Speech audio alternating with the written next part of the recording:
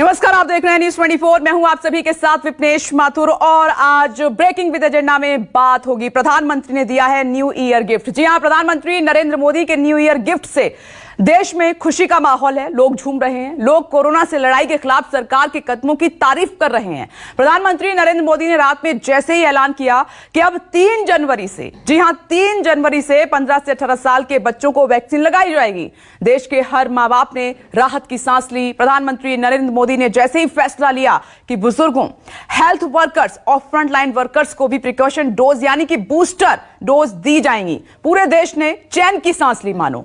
और प्रधानमंत्री नरेंद्र मोदी ने तो कोरोना के खिलाफ लड़ाई में देश को राहत की सांस तो दे दी, लेकिन क्या चुनाव आयोग भी ऐसा ही कुछ मन बना रहा है? क्योंकि कोरोना संक्रमण आपसी संपर्क से सबसे ज्यादा फैलता है और 5 राज्यों के चुनाव में हो रही रैलियां कोरोना ब्लास्टर की ओर ही संकेत कर रही हैं। तो क्या चुनाव आयोग भीड़ से भरी रैलियों की जगह वर्चुअल रैली करने का फैसला करने वाला है? क्या कोरोना केस बढ़ते हैं तो चुनाव टालने का फैसला भी हो सकता है? इसी मुद्दे पर करेंगे बड़े पैनल के साथ बड़ी चर्चा और यूपी के माहौल से वाकिफ कराएंगे आपको संवाददाता राजीव रंजन की वहां पर जनता और सियासी दलों के मन में क्या है। लेकिन उससे पहले पीएम मोदी का वो बयान सुनिए जिसे सुनकर पूरे देश ने राहत की सांस ली। साथियों, 15 साल से 18 साल की आयु के बीच के जो बच्चे हैं, अब उनके लिए देश में वैक्सीनेशन प्रारंभ होगा। 2022 में 3 जनवरी को सोमवार के दिन से इसकी शुरुआत की जाएगी। 60 वर्ष से ऊपर की आयु के कोमॉर्बिडिटी वाले नागरिकों को उनके डॉक्टर की सलाह पर वैक्सीन की प्रिकॉशन डोज का विकल्प उनके लिए उपलब्ध होगा। ये भी 10 जनवरी से प्रारंभ होगा। तो प्रधानमंत्री नरेंद्र मोदी ने बाकी में ये बड़ी खुशखबरी दी है, राहत दी है, क्योंकि कोरोना के जिस तरीके से केसेस बढ़ रहे हैं उसमें बुजुर्गों के, बच्चों की चिंता ज्यादा बढ़ रही है। तो ऐसे में अब आने वाले वक्त में उम्मीद यही है कि लोग बचेंगे और वैक्सीन बच्चों को भी लगेगी, हम सुरक्षित रहेंगे। लेकिन दूसरी तरफ रोड शो और रैलियों पर बड़ा सवाल है। आज इसी पर चर्चा करने वाले हैं। खास मेहमान हमारे साथ जुड़ गए हैं, साथ ही मेरे 2 सहयोगी राजीव रंजन आजमगढ़ से मेरे साथ मौजूद हैं, पल्लवी झा नई दिल्ली से इस वक्त मेरे साथ मौजूद हैं और साथ ही समाजवादी पार्टी स्पोक्स पर्सन विजय राठी हमारे साथ जुड़ गए हैं और फॉर्मर जनरल सेक्रेटरी हैं आरए एम्स डॉक्टर अरुण पांडे हमारे साथ मौजूद हैं। आप सभी का बहुत बहुत स्वागत है। लेकिन सबसे पहले राजीव, मैं आपके पास आ रही हूं। ये प्रधानमंत्री नरेंद्र मोदी ने कल बहुत बड़ी खुशखबरी दी है, बड़ी खबर है, सभी ने राहत की सांस ली है, बच्चों की भी चिंता इसमें दूर होती हुई नजर आ रही है। लेकिन दूसरी तरफ आप देखिए ना, कितने दिन हो गए हमें चर्चा करते हुए, रैलियों में भीड़, रोड शो में भीड़, नेताओं के कार्यक्रम तो लगातार चल रहे हैं। क्या चुनाव आयोग भी क्या इसी तरीके का फैसला लेगा? वर्चुअली शुरुआत होगी, क्या इन पर रोक लगेगी ताकि हम कोरोना विस्फोट को रोक पाएं?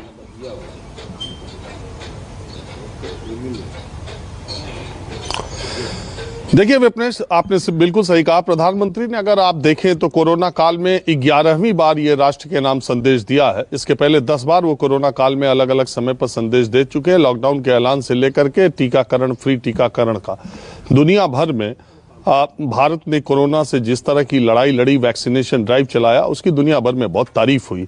ये बात अलग है कि दूसरी लहर में एक बहुत बड़ी जनसंख्या मौत के मुंह में समा गई, बहुत ज्यादा लोगों की मौतें हुई, बहुत ज्यादा लोगों को संक्रमण हुआ। लेकिन उसके बाद जो वैक्सीनेशन ड्राइव चलाया गया और उसके बाद जो उपाय किए गए, उस उपाय की दुनिया भर में सराहना की जाती है। और निश्चित तौर पर जो बात आपने कही कि सबसे ज्यादा जो बात बच्चों के लिए था, 15 से 18 साल के बच्चों के टीकाकरण की नए साल में शुरुआत हो रही, तो ये पूरे देश को एक सौगात की तरह है।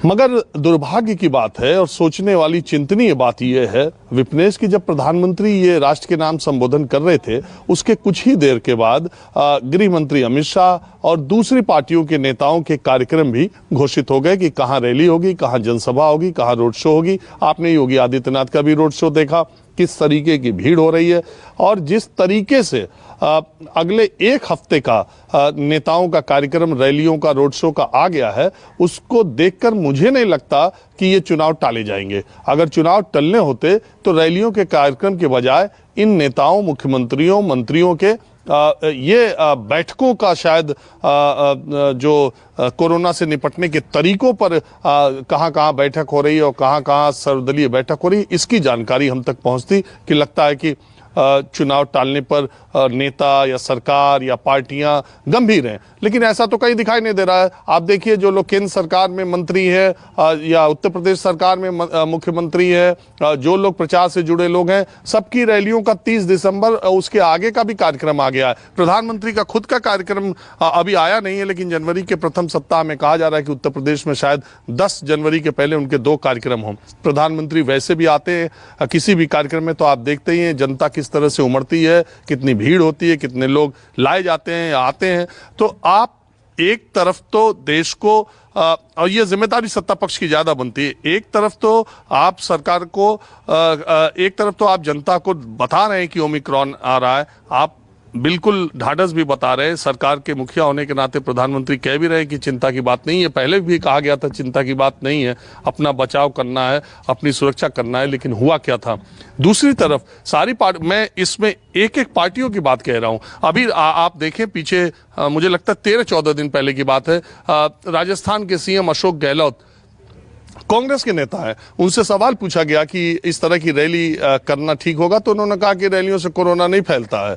और कांग्रेस के नेता है, मुख्यमंत्री, और उन्होंने कहा कि आप पिछली बार का जो कह रहे दूसरी लहर का, उससे अब जो है जमीन आसमान का फर्क आ चुका है, वैक्सीनेशन हो चुका है, ऑक्सीजन प्लांट बन चुके हैं, अब कोई ऑक्सीजन की कमी नहीं होगी, बेडेड 100 बेडेड 2 बेडेड हॉस्पिटल हर जिले में बन गए हैं। अब राष्ट्र जो है तैयार है कोरोना से लड़ने के लिए, सब इंफ्रास्ट्रक्चर मजबूत हो गया, तो चुनाव में कोरोना नहीं फैलता।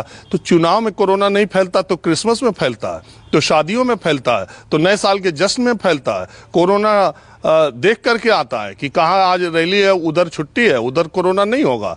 अभी अखिलेश यादव 3 दिन से, हालांकि वो सार्वजनिक कार्यक्रम में नहीं आए, लेकिन अब निकलेंगे। अखिलेश यादव के जो विजय रथ चलता है, उसके अगल बगल की भीड़ का नज़ारा सब लोग देखे और हम लोग वहाँ जाते भी रहते हैं, तो क्या वहाँ कोरोना नहीं आता है? तो ये सारी चीजें, कोरोना कहाँ आएगा, कहाँ नहीं आएगा, कब आएगा, कब तक रहेगा, किसको लेगा, किसको छोड़ेगा, ये तो आज तक तय ही नहीं हो पाया।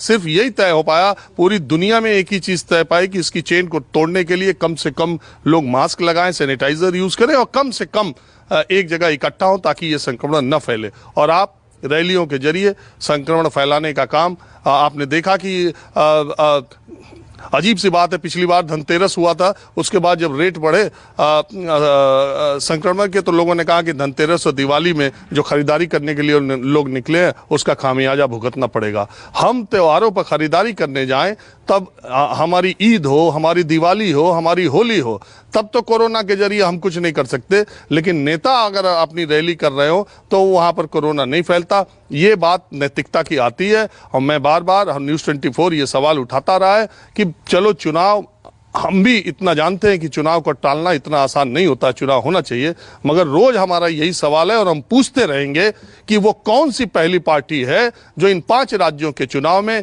ये घोषणा करती है, वो कौन सा पहला नेता है जो ये घोषणा करता है कि हम वर्चुअली रैली करेंगे, हमारी रैलियों में भीड़ ना आए, हम इससे शक्ति प्रदर्शन कतई नहीं मानते। आप हमारी नीतियों, हमारी बातों, हमारे विचारों से अगर सहमत हैं तो हमको वोट दीजिए। आपको सड़क पे आने की जरूरत नहीं है, आपको मैदान में भीड़ लगाने की जरूरत नहीं है।